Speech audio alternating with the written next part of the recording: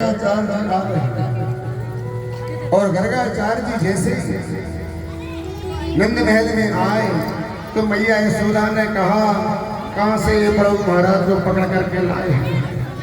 आज से कल का इनका ठिकाना नहीं। और लाला एक एक हाथ पे इन्हें गुरु मंत्र देवे, नामकरण संस्कार रखें। ये तो जब बड़े होंगे तो जब तक गुरु जी सुधार गए होंगे, बोलो राधे, गुरु जी लापता होंगे। तो बंधु, अब तो मैयाओं का पुराण चालू। रोहिणी से कहा मैया यशोदा ने कि यशोदा लगे कोई खड़िया पैटन बाबा पकड़ करके लाए हैं, चौक पूरा है, पटा लगाया, आसन बिछाई और मैया देवी ने यशोदा ने कहा कि तेरा पुत्र मुझे दे रोहिणी और मेरा पुत्र तू अपनी गोदी में ले। यदि बाबा चौको होगो तो बता देगो कौन किसका बालक है।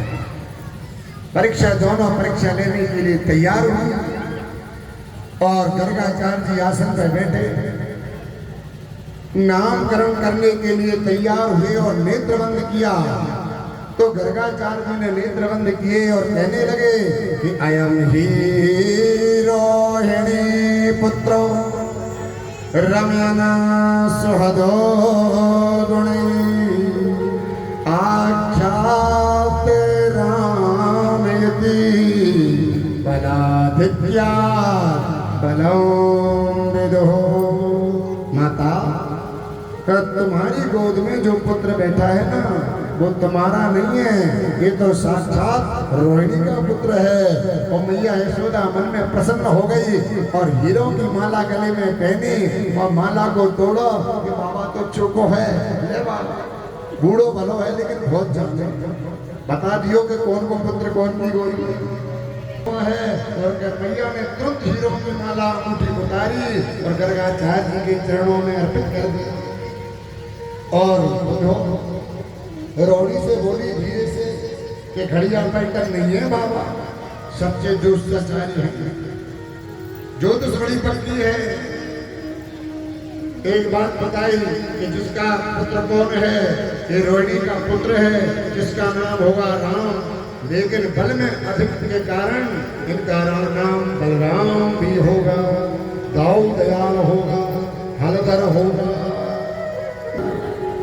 और वैसे तो ये दाऊ दयाल और बलराम के नाम से ही जाने जाएंगे। नामकरण कर दिया, हलधर बता दिया, दयाल बता दिया। और एक कहा कि संकर्षण भी इनका नाम होगा। क्यों कि दूसरी मैया के गर्भ से दूसरी मैया के गर्भ में पहुंचे, देवकी के गर्भ से सातवां जो पुत्र है वही बलराम। मैया रोहिणी के गर्भ में पहुंचे, इसलिए इनका एक नाम संकर्षण भी होगा, शंकरषण होगा। और मैया रोहिणी तुम्हारी गोद में जो बैठा है, या सनवर्णात्रयो हास्यो गृहतोनुयुगं तनुः शुक्लो रक्तथा पीतम इदानीं गृह्णतां गतः। मैया रोहिणी की जो गोद में बैठा, इनको पहले शुक्ल वर्ण का था, फिर इनका वर्ण रक्त वर्ण हुआ माता, फिर यह पीत वर्ण हुआ और अभी कृष्ण वर्ण होने के नाते इनका नाम मैं कृष्ण रखता हूँ। इनका नाम कान्हा होगा, इनका नाम कन्हैया होगा, इनका नाम कलुआ होगा। सहस्र दीर्घा पुरुषः सहस्राक्षः सहस्रपादो शभु विगुं सर्वतस्मद्वाक्यदशां गुलुम मैया, इनका हजारों नाम वाला होगा। और ये तो साक्षात कहना चाहते हैं गर्गाचार्य जी, ये साक्षात कोई साधारण बालक नहीं, ये तो ब्रह्म बताना चाहते थे। कन्हैया ने दोनों नेत्र में कहा बाबा ये गलती ना कर दियो, हमें भगवान मत बता दियो। नहीं, भगवानों के क्या हाल है तुम सब जानते हो। अपने लिए तो बड़े बड़े महल, बड़े बड़े कमरा, डल्लब के गद्दा, और हम पूछे तो भगवान का स्थान महाराज अरिया। बोलो राधे, जोर से बोलो राधे। सब बताएंगे ये हमारा बेडरूम है, ये हमारा है। बाहर से लोग आए, अतिथि रूम है, हमारी बहू, बड़ी बहू का रूम, छोटी बहू का रूम। हम कहें भगवान को गिरी जी अब ऊपर बनाएंगे जब ऊपर चले जाएंगे। बोलो राधे राधे, जोर से बोलो राधे। सबसे पहले भवन बनाओ, मकान बनाओ तो भगवान का ही स्थान होना चाहिए। तो गर्गाचार्य जी से मना कर दिया, गुरुदेव मुझे भगवान मत बता देना, नहीं तो भगवानों की क्या हालत है, एक दरिया में बैठे चना चिरौनी खा ले भगवान, अपन घूम पकौड़ी सुनते। बोलो राधे, थोड़ा सा भोग लगाओ, जल्दी जल्दी में गरम खीर भगवान को रख दी, आ जाओ अब तुम पालो। तो मुझे ऐसा भगवान नहीं बनना। भगवान बनने में फायदा नहीं है, इंसान नहीं बन जाओ। फिर कहते भगवान थोड़ी खाते हैं, तो अपने ही खाने के लिए बने। कौन कहता है भगवान आते नहीं, तुम सब्जी के जैसा बुलाते हैं। अरे बुला के देखो, भाव होना चाहिए बोले हो। भगवान तो आते हैं लेकिन नेत्र मटका दिए कन्हैया ने भगवान नहीं बता देना, और कहा इधर उधर की बातें न करो बाबा। कौन है, किसका नाम, तो कहा इनका नाम तो कृष्ण ही होगा। बोलो कृष्ण कन्हैया लाल की, कृष्ण नाम हो गया इनका। और नामकरण संस्कार किया। अब तो पुरानी जितनी माताएं थी ब्रजांगनाएं, सबने भगवान के दर्शन कर दिए, लेकिन जो नई नई बहुएं आवे बेदर्शन कर भी ना आए, सबने मन में सोच लिया कि जी बुढ़ियाएं हमें कन्हैया को दर्शन करने न जाते, पहले खुद आकर दर्शन कर लिया, और अब तो याद ही न कहे कि तू भी चली जा। बोलो राधे, जोड़ दो बोलो राधे। जिस सासों के मारे बहुएं बड़ी आस से नहीं, पहले से, मैं नहीं कहूँगा परेशान। बोलो राधे, जोड़ दो बोलो राधे। भाई भाई यहाँ की तो सास भी अच्छी, बहुएं भी अच्छी, कोई सास ऐसी नहीं अपनी बहू को परेशान करे। हमने एक संत से पूछा कि भैया सास का अर्थ क्या हो, तो संत कहने लगे जो सांस ना लेंगे बस सांस। ये भगवान कितना खतरनाक नाम कि बहुए जो सांस ना लेने दे वो सांस, जबकि ऐसा हमको लगा नहीं कि ऐसा होगा। अब हो तो भगवान का। बोलो राधे, जोर से बोलो राधे।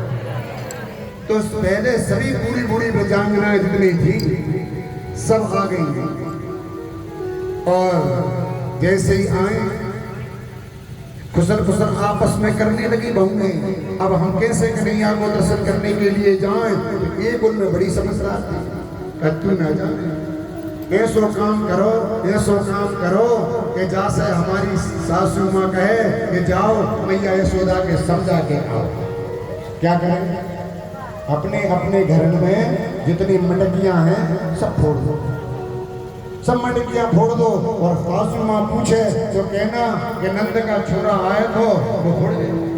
फिर मैया कहेगी मैं जब बूढ़ी जाऊंगी तो आपस में बुराई पैदा हो जाएगी, तुम नई नवेली बहू हो, तुम जाकर समझाओ तो बुरो ना लगे। पहले आपस में कोई बालक गलती कर दे तो बड़े नहीं जाते थे, छोटों को पहुंचाएं क्योंकि उनसे बोलना तुम्हारा बालक उपद्रव करता है। अब तो सबसे पहले पिताजी जाके पिताजी ना पहुंचे तो दादा तो पहुंचे। बोलो राधा, जोर से बोलो। पहले ऐसा नहीं था, पहले यदि कोई छोटा बालक गलती कर दे तो छोटों को पहुंचाती थी समझाने के लिए।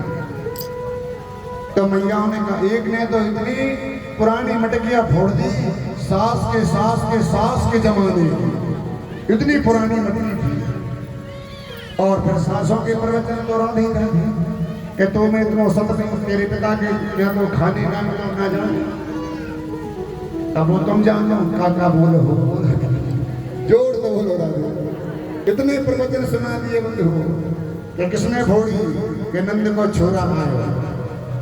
अच्छा, पड़ोसन को पता चला, सभी ब्रजांगनाएं चौक में एकत्रित हो गई, चौक में एकत्रित हुई, और सभी सासुओं ने कहा कि जाओ मैया यशोदा को समझा करके आना, बुढ़ापे में बेटा हुआ तो क्या हमारी मटकियां फोड़ा। सभी सासुओं को क्रोध आ गया, ना तो पूनो है, ना ग्यारस है, ना अमास है। सभी एक झुंड बना करके प्रजांगनाएं आ रही हैं। मैया ने देखा आज तो कोई द्वार नहीं, आज मेरे घर गई नई नवीनी बहू है प्रजांगनाएं। क्यों? आकर के आंगन में खड़ी हुई मैया प्रणाम। मैया ने कहा आओ आओ है आओ, क्या बात? ये पहले यह बताओ तुम्हारा छोरा कहाँ है? दर्शन करना है। क्या हुआ बताओ तो सही। ना ना पहले ये बताओ कि तुम्हारा छोरा कहाँ है? अब कन्हैया तो कोई से कहा आज क्या उपद्रव हो गया, ये तो सब झूठ बोले। कहा मैया तेरो लाला ना माने, याने हमारे घर को माखन चुरायो और मटकियों को फोड़ दिया। अब कन्हैया ने मन में सोचा हम तो घर से बाहर गई, हम कब मटकी फोड़ के आए। मैया ने कहा अरे मेरो लाला ने माखन मिश्री दे दिया करो, कभी मटकिया फोड़े वो। अरे मैया वो न ऐसे माने, यदि बाको माखन देवे तो कह दो कि भाभी हमें तो मेहनत कोई अच्छो लगे, हराम को ना खा। यदि माखन खावे तो मेहनत करके खावे तो खावे, ये मटकियों को भी फोड़े। मैया ने उठाई छड़ी। अब तो क्रोधित हो गई मैया और लाला को हाथ पकड़ो। सभी ब्रजांगनाओं ने लाला को दर्शन करो। बोलो भक्त वत्सल भगवान। मन प्रसन्न हो, मन गदगद हो गयो और मैया पीछे पीछे, लाला आगे आगे आंगन में दौड़ लगा रहा है। सभी देवता देख रहे हैं कि देखो तो सही, जिसकी भ्रकुटी तिरछी हो जावे तो प्रलय आ जाता। आज प्रेम के कारण आज से भगवान मैया के डर के मारे दौड़ लगा रहे हैं। आंगन में इधर से इधर दौड़ लगाते हैं तो प्रेम से प्रकट हो में जाना, इतना अद्भुत प्रेम। और दूसरी सखी ने कहा कि मैया तेरो लाला बड़ा उपद्री है कि क्या करो, और शिकायत करती जावे। मैया लाला को हाथ पकड़े और दूर करे और लाला दौड़ करके मैया के ऊपर आवे। क्यों आवे जानो?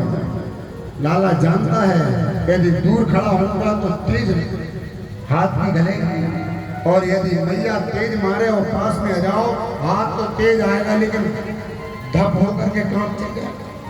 दूर होगा तो तेज गले। लाला समझता है यहाँ से हाथ आओ, यहाँ कोई खड़ा होगा तो तेज लगे और यहीं आएगा तो धीरे। लाला तो याद रखना, अपने लाला को मारना और दूर करना वो आप ऊपर ही आएगा। बोलो राधा, ऊपर ही आता है। इसलिए आता है कि दूर रहूंगा तो तेज मारेगी और पास में आऊंगा तो धीरे मारेगा। तो कन्हैया यही करते कि दूर तो